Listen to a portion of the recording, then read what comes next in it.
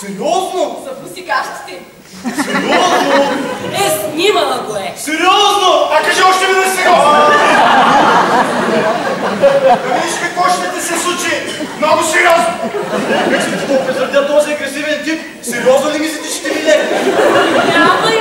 Няма избор. И ляга и взима 50 бона, или снимките отиват при шефа. Сериозно? Момче!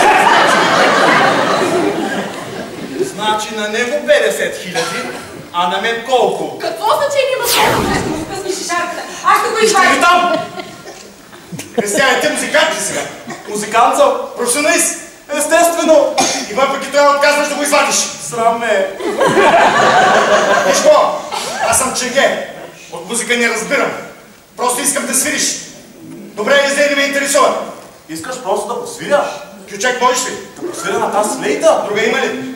Нямам. А не е тогава. Кючек, можеш ли? Искаш ли нещо от Бахчисарайски фонтан? Кючека иска ли? Официалното му наименование е източен танц. Я дай да го чуя.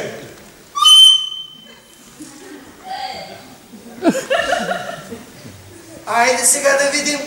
Тандилека, дики. Едно, две, три! Стоп!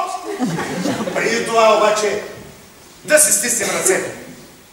Хайде!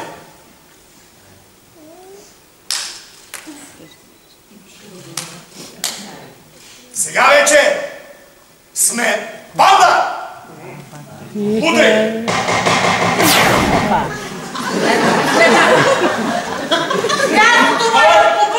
Внимавай с пусъка и мек!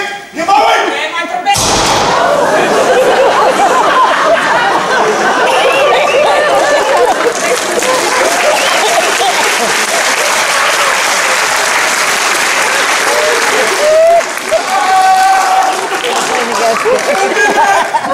Простреляме! Стигайте па за помощ! Какво? И аз стигай, вземи се в ръце и нищо няма, поне една разпотина нямаш. Каква да внимаш, кой ставаш по пред? Закъснява фатално! Сяжай! Обично слушайте клиента. Слушай какво, сядах така стигнато по въпроса. Ако случайно във банката влезе въртин, как ще го спреш? Какво да си помислиш? Аз ще трябва да тръгвам, че трябва да отивам да я къпя, а ти да не забравиш пустата. Пуснете го! Мотивиран ли си? Да! Трябва да направя Цицина на охранителя. Цицилата ще я направя аз. Ти ли стигнеш по мъксата?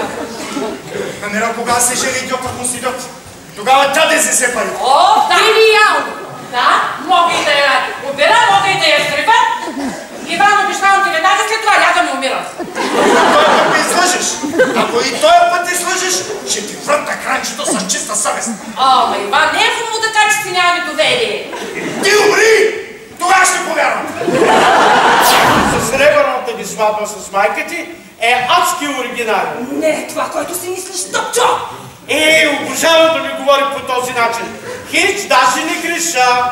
Мъжки стриптиз, възрастна, но секси дама, с пистолет в ръка, всички се въргалят по пода, как може да греша? Това не е никакъв стриптиз! Това обаче е.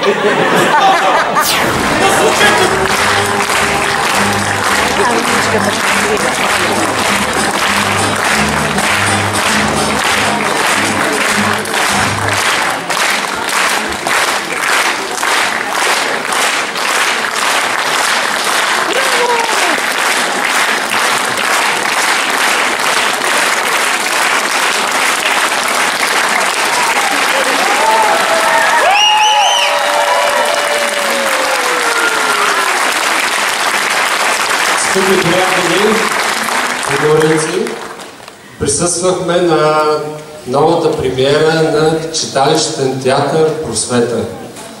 Много се радвам, тъй като наред с нашите, бих казал, доверени в театралното изкуство, Коста, Жужа, Мима и Биляна и Митко участват и вече едни млади, нови, попълнени.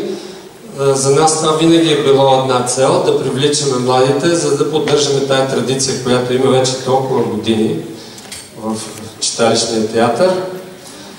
Това беше постановката, пиесата «Банда».